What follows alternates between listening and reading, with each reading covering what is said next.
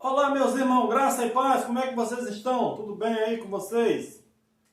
Meus irmãos, é um prazer estarmos aqui mais uma vez para junto compartilhar uma palavra do Evangelho eterno, que nós já entendemos que nós já estamos no reino eterno de Deus. E hoje eu quero deixar um tema para a nossa meditação e junto nós vamos rever esse tema, porque é um tema bem conhecido dos nossos irmãos da graça, mas existe muitas pessoas que ainda esperam um juízo ainda, um juízo vindouro. E já é mais de 2000 anos que as pessoas esperam esse juízo, mas realmente, se você e eu tivéssemos lá naquela geração, com certeza nós entenderemos que realmente o juízo era para aquela geração. E Mateus 24:34, que diz assim: em verdade eu vos digo que não passará esta geração sem que todas as coisas se cumpram. Então, você pode observar que várias pessoas, quando pregam Mateus 24, eles passeiam por vários versículos, mas o verso 34 eles não comentam, porque isso desmontaria qualquer sermão. Para você que está chegando agora novo no nosso canal, meu nome é Simar Rodrigues, nós somos aqui de Unamar, Cabo Frio, e é sempre um prazer falar com você aonde tiver o alcance dessa mensagem. Qual é o nosso intuito aqui? É falar do Evangelho da Lei, o Evangelho da Graça, e hoje nós estamos já falando do Reino Eterno. E para falar desse Reino Eterno, eu quero deixar aqui o canal do nosso irmão Elias Peixoto, que você digita lá Elias Peixoto, Reino Eterno. Um abraço para você, Elias. Sucesso aí, você que queira conhecer o trabalho do nosso irmão Elias Peixoto. Ele está começando agora no YouTube, mas ele já tem mais de 3 anos que ele fala desse Evangelho do Reino Eterno. Então você vai lá, dá uma passadinha no seu canal, vê as suas mensagens, dá um like, ajuda o nosso irmão Elias a divulgar essa libertação do povo que está rodeando a muralha de Jericó, esperando a vinda de Jesus, esperando ser arrebatado, enquanto que nós já estamos no reino de Deus. A Bíblia diz que João já anunciava: é chegado entre vós o reino de Deus, e as pessoas hoje ainda querem ir para o reino. Então, nesse estudo hoje, nós vamos provar para você, você que tem dúvida ainda que se Jesus já veio, se vai vir um juízo, nós vamos provar para você que Jesus, o juízo era para aquela geração. Então, todas as coisas, quando Jesus disse no verso 34 de Mateus 24:34, que todas as coisas era aquela. Então, quando ele diz, em verdade eu vos digo que não passará esta geração. Geralmente, quando nós lemos a Bíblia, nós pensamos que Jesus estava falando para a minha geração. E aí as outras gerações que passou entenderam que era para eles também. Isso, até quando vai durar isso? Se você não abrir a sua mente, o seu entendimento, você vai ficar enganado, igual muitos morreram enganados, pensando que ia haver um juízo. Então Jesus estava ali, os discípulos olharam para aquele templo de Salomão, luxuoso, eles admiraram daquela estrutura, ele diz, olha, que coisa maravilhosa, né? Como se Jesus gostasse de estrutura. E Jesus falou, vocês estão vendo isso aí? Não fica alegre não, porque em verdade eu vos digo que não ficará pedra sobre pedra que não sejais derrubado. Os discípulos ficaram apavorados de uma estrutura tão linda daquela, como aquilo iria se destruir. Então ele chega em particular e pergunta para Jesus. Eles fazem 3 perguntas dentro de um bloco que iria acontecer. As pessoas separam essas 3 perguntas e coloca ela para um futuro. Então Jesus falou assim, olha, cuidado para que ninguém vos engane. Então ele falou, olha, acautelai porque ninguém vos engane, que muitos dirão meu nome, e aí você já conhece o texto. E ele diz, olha, que sinal você vai dar quando vai acontecer a destruição do templo? E que sinal você vai dar da sua vinda e do fim do mundo?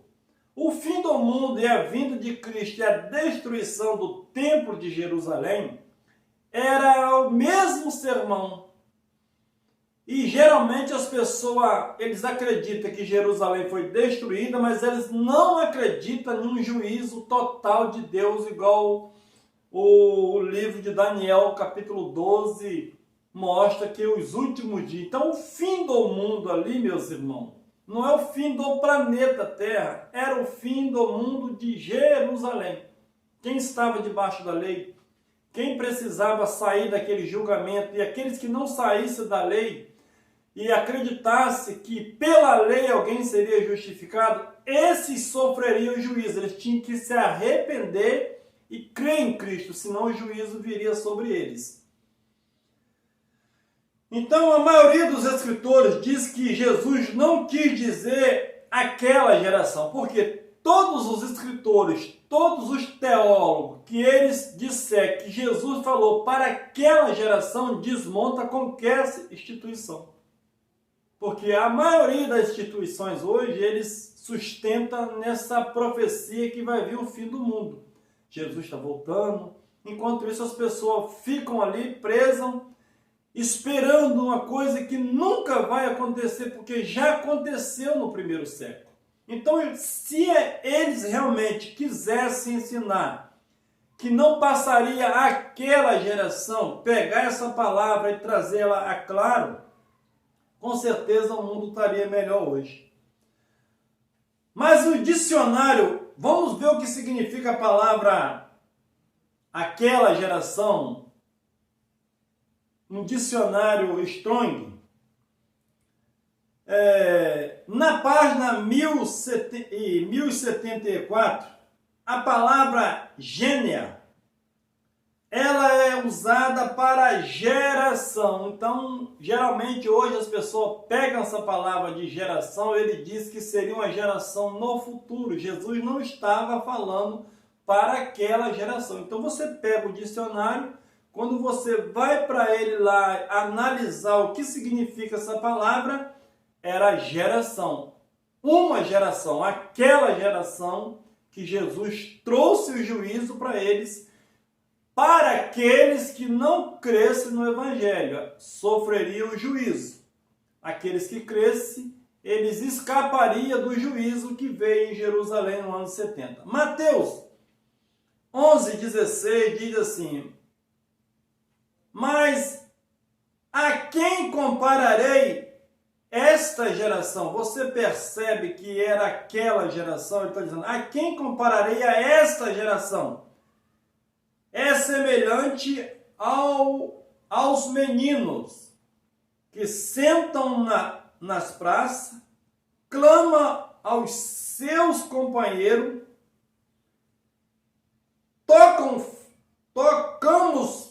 flauta e não dançaste, cantamos lamentações e não pranteaste. Então Jesus disse, a quem eu vou comparar esta geração? E ele diz, olha, veja João Batista, não bebia bebida forte e não comia qualquer comida. E o povo diz, tem demônio. Agora vem o Filho do Homem comendo, bebendo com os pecadores. E o povo diz, eis aí um comelão e um beberrão. Então Jesus diz, a quem eu vou comparar esta geração? Então Jesus cita essa parábola. A quem ele iria comparar aquela geração? Então, era aquela geração. 1 Pedro capítulo 2, versículo 9, que diz assim, mas vós sois a geração eleita. Quem era a geração eleita? Para anunciar as maravilhas de Deus. Pedro está dizendo, o sacerdote real, a nação santa, o povo adquirido para que anuncieis as grandezas daquele que vos chamou das trevas para a sua maravilhosa luz. Então Cristo chama as ovelhas dele. Eu vim somente para as ovelhas perdidas da casa de Israel, a nação eleita, povo adquirido, geração eleita. Para quê? Para que eles entendessem a graça e anunciassem aos outros povos que estavam nas trevas. Então era aquela geração. Aquela geração viu o juízo de Deus. Meus irmãos, esquece do juízo de Deus baseado nas Escrituras. Porque não tem juízo de Deus baseado na Escritura para o mundo para frente. O juízo foi para aquela geração.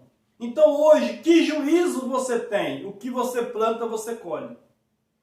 Qual é o juízo que eu vou colher hoje? Depende das suas sementes, das suas atitudes, o mundo que você tem buscado para você, ou o inferno que você faz para você mesmo, ou até mesmo o céu que você prepara para você andar nele, porque o reino do céu é esse.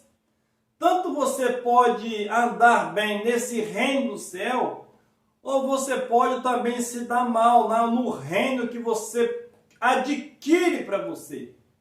Então depende daquilo que você semeia na sua vida cotidiana, porque Gálatas diz que tudo que o homem semear, isso ele colherá. E isso não tem fim, essa palavra. Mateus 12, 39, que diz assim: mas ele lhe respondeu: uma geração má e adúltera pede um sinal, e nenhum sinal lhe dará, senão o do profeta Jonas. Então, Jesus disse: vocês querem um sinal para vocês acreditarem em mim? Uma geração, você observa que o texto é bem claro, uma geração má e incrédula pede um sinal. Versículo 40. Pois como Jonas esteve 3 dias e 3 noites no ventre do grande peixe, assim estará o Filho do Homem 3 dias e 3 noites no seio da terra. Então, Jonas foi um sinal para qual geração? Para aquela geração que teria um juízo sobre ela. Então, a mesma forma que Jonas foi um sinal para aquela geração, Jesus ficaria 3 dias e 3 noites no seio da terra para um sinal para aquela geração. Então, aquela geração que viu aquilo, se eles não crescem em Cristo, eles sofreriam o juízo. Os ninivitas, quando ouviram a palavra que Deus mandou eles se arrepender, porque senão Deus iria destruir aquela cidade, até os animais jejuaram. Eles ouviram, creram e escaparam do juízo. Agora, o povo dali que viu a morte de Cristo, viu a ressurreição, viu os milagres, esse povo se tornaria mais incrédulo do que o pessoal lá do Ninivita. Porque quem foi lá foi um profeta, mas ali era Jesus, maior do que Jonas. Vamos observar o texto então. Verso 41 diz assim: os ninivitas se levantarão no juízo. Então você observa que os ninivitas, eles iriam levantar no juízo. Qual o juízo? Um juízo vindouro era da pregação de Cristo há 40 anos. Levantarão no juízo com esta geração. O texto, meus irmãos, não tem como fazer manobra nesse texto. Porque Jesus está dizendo que os ninivitas iam levantar com esta geração, era com aquela geração, e a condenarão, porque se arrependeram, como a pregação de Jonas. E eis aqui quem é maior do que Jonas. Então os ninivitas, eles se converteram, se arrependeram. João Batista diz, arrepender porque é chegado o reino de Deus. O machado já está na árvore. Ele já tem a pá na mão, ele colherá o trigo, colocará no lagar, e a palha ele vai jogar no fogo. Era o juízo para aquela geração, não tem como você fugir disso. Se fugir disso, é procedência do engano. O verso 42 diz assim, a rainha do sul se levantará no juízo com esta geração. Será que aquela geração está viva? Porque no juízo final ali, que foi no ano 70, Deus julgaria tanto os vivos quanto os mortos. E a Bíblia diz que eles levantariam. E com aquela geração, nas mesmas condições, e eles iriam julgar aquela geração, porque eles ressuscitavam primeiro, e eles ali estavam vivos e ia sofrer o juízo ali. E a condenará, porque veio dos confins da terra para ouvir a sabedoria de Salomão. E eis aqui quem é maior do que Salomão. Agora você pega esse juízo de Jerusalém, aplica hoje nos dia a dia, nos cultos, nas reuniões hoje, não tem fundamento para isso. Isso é o maior engano que a pessoa pode entender, porque eu também entendi dessa forma. Mas hoje, pela glória do nome do Senhor, o entendimento foi aberto e nós entendemos que o juízo era para aquela geração, não tem dúvida. Mateus 17 diz assim, e Jesus respondendo, disse, ó geração incrédula e perverso, até quando estarei convosco? Até quando vos sofrereis?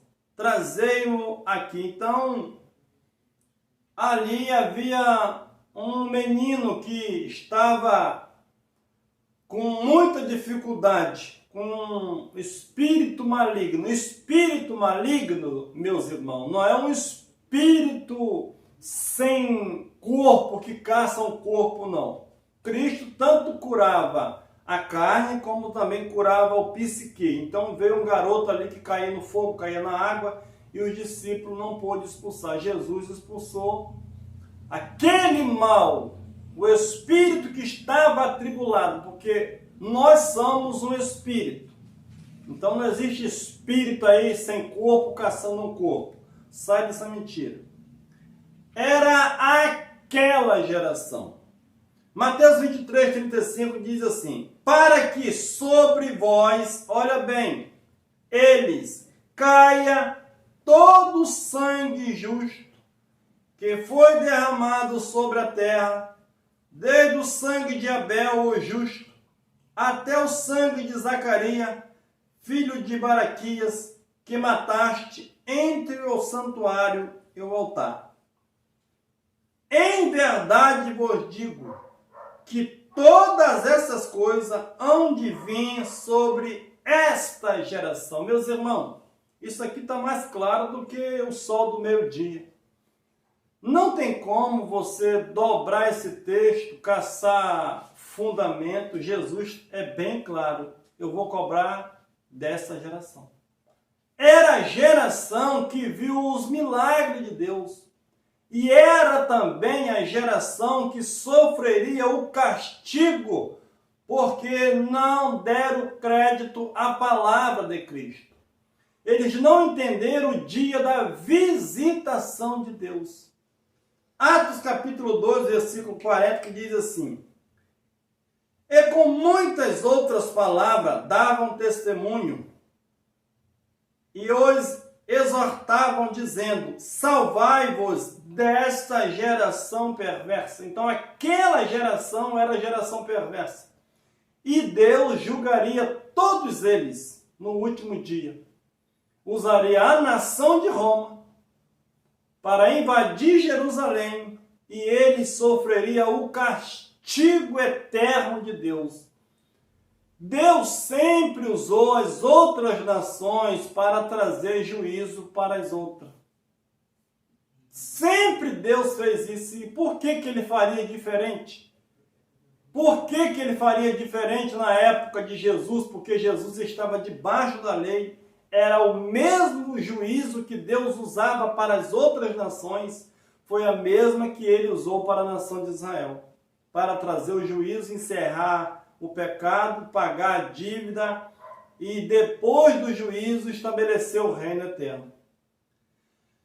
Gênia, aquela geração. Então não existe outra palavra para você aplicar para querer trazer um juízo para os dias de hoje, para um futuro incerto, marca da besta, cavalo amarelo. Meus irmãos, isso tudo foi para aquela geração. Lucas 17, 24, que diz assim: pois assim como o relâmpago, fuzilando em uma extremidade do céu, ilumina até a outra extremidade, assim será também o Filho do Homem nos seus dias. Mas primeiro é necessário que ele padeça muitas coisas e que seja rejeitado pela geração lá do futuro, por esta geração. Então o Filho do Homem ia vir, mas antes ele precisava ser rejeitado pelaquela geração. Não tem lógica trazer essa geração de juízo para hoje. Hoje as pessoas pregam medo e pavor. Na igreja é muita revelação, é mistério, é poder, mas quando vai para a Bíblia, eles lêem a Bíblia, mas não acreditam na Bíblia. Parece até um feitiço. A gente lia ela, não entendia ela e ainda dizia que estava certo. E quem fugisse daquilo ali era herege. Então hoje, você pode observar que o povo que menos acredita na Bíblia é o povo cristão. Eu vivi 20 anos assim, lia, mas não via nada. Porque nós repetimos aquilo que nós aprendemos. Entendemos o Evangelho, não tinha nenhuma percepção de Bíblia. Então, o que nos ensinaram, aquilo ali teve como verdade, mas nunca vasculhamos ela. Fomos dormir tarde da noite, quebramos a cabeça, mas quando você coloca na sua cabeça que você precisa conhecer a verdade, ela te liberta. Jesus disse isso. Liberta de quê, Simar? Da mentira, do engano, do homem. Então, quando você conhece a verdade, você é liberto de quê? Daquilo que é mentira. Filipenses capítulo 2, versículo 15, que diz assim: para que vós torneis irrepreensíveis e sinceros, filhos de Deus, imaculados, no meio de uma geração corrupta e perversa, entre a qual resplandeceste como luminares no mundo. Então, qual era a geração perversa? Era aquela. Então, Paulo está escrevendo para os filipenses, para eles sair do meio daquele tumulto, daquela geração perversa, que era para eles ter o entendimento da luz e trazer luz àquelas pessoas que estavam na antiga aliança, ainda perdido nas obras da carne. Uma geração. Hebreus capítulo 3, versículo 8. Eu estou provando para você que a geração que sofreu o juízo foi aquela, viu? O arrebatamento, o fim do mundo, a vinda de Cristo. Aquela foi a geração. Hebreus capítulo 3, versículo 8, que diz assim: não endureçais os vossos corações, como na provação no dia da tentação no deserto. Então Paulo está escrevendo para os irmãos do século I, queria passar pelo juízo, estava sendo provado, e Paulo dizendo, não seja como aquele povo que foram tentados no deserto, onde os vossos pais me tentaram, pondo-me à prova, e viram por 40 anos as minhas obras, pois isto me indignei contra essa geração, e disse, estes sempre erram em seus corações, e não chegaram a conhecer os meus caminhos. Então, Paulo está escrevendo, olha, nós precisamos ser diferente daquela geração que tentaram Deus durante 40 anos. E Deus ali foi paciente com eles. Uma geração que saiu do Egito e entrou na terra prometida. Quem entrou? Os que saíram de lá não entraram porque eles tentaram a Deus, não creram, foram rebeldes, morreram pelo caminho. Só quem entrou, segundo a Bíblia, foi Josué e Caleb. E aqueles de 20 anos para baixo, os outros morreram no deserto. Então, a mesma forma era aquela geração do israelita, aquele povo que recebeu a promessa, Cristo veio.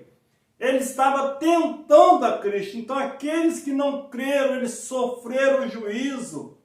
E aqueles que creram entraram na Canaã celestial. É onde nós estamos hoje. E onde estamos hoje? Nós estamos fazendo aqui um resumo, dizendo que o juízo já veio para Israel. E aonde estamos hoje, então? Lucas 18, 29. Respondeu-lhe Jesus, em verdade vos digo, que ninguém há que tenha deixado casa, ou mulher, ou mãe, ou pai, ou filhos, por amor do reino de Deus, que não haja de receber no presente, muito mais, e no mundo vindouro a vida eterna. Então, qual era a concepção dos discípulos ali? O que Jesus prometeu para eles? O mundo que eles viviam era um mundo de transição. Cristo veio, cumprir a lei, tiraria eles daquele mundo da lei e transportava eles para um mundo espiritual, para o reino de Deus. O reino, eles não iriam para o reino. Se eles permanecessem até no final, até no juízo, Deus acabaria com aquele reinado terreno e implantaria um novo céu e a nova terra. E quem tivesse deixado tudo pelo amor do Evangelho, receberia já naquele presente mundo ali 100 vezes. E no porvir, a vida eterna. A vida eterna ali, meus irmãos, não era depois da morte deles. Era quando o reino de Cristo fosse implantado. Quando ele destruísse aquele reinado, o templo de Salomão, aquela antiga religião, e ali Deus estabeleceria o seu reino para sempre. Então o reino de Deus, no ano 70, ele chegou totalmente e foi implantado. Hoje, nós já estamos no reino. Nós não vamos para o reino.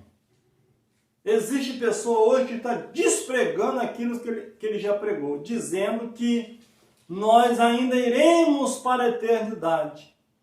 Jesus disse, meus irmãos, que na ressurreição não se casava e nem dava em casamento, seria igual aos anjos. Então, você que já acredita que Jesus já veio, tudo se concluiu, nós somos igual aos anjos. Nós não vamos ser.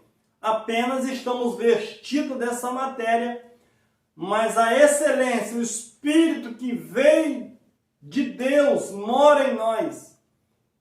E quem habita em nós, além de termos um espírito? Deus habita no nosso espírito. Então nós não vamos para a eternidade. Nós já somos eternos, estamos isentos da morte espiritual. Nós já viemos vivo e vamos voltar vivo. Voltar para onde? Se nós já estamos. Paulo diz que eles foram ressuscitados com Cristo e assentados nos lugares celestiais. Então, se nós estamos assentados hoje no lugar celestial, eles foram assentados no lugar celestial. Nós já viemos sentados, nós já viemos dos lugares celestiais e estamos no lugar celestial. Aonde? O corpo não. Corpo é corpo, espírito é espírito. Você não precisa morrer para ser eterno. Você e eu já somos eternos. Eu vim para que tenha vida e vida eterna. Receba essa palavra e foge e fuja desse juízo que nunca vai vir. Escape do seu juízo, das suas atitudes, das suas obras da carne. Isso sim pode te trazer um juízo e você pode pagar por aquilo que você comete no dia a dia. Mas plante boa semente que você vai desfrutar do melhor dessa terra. Melhor noite. Um abraço.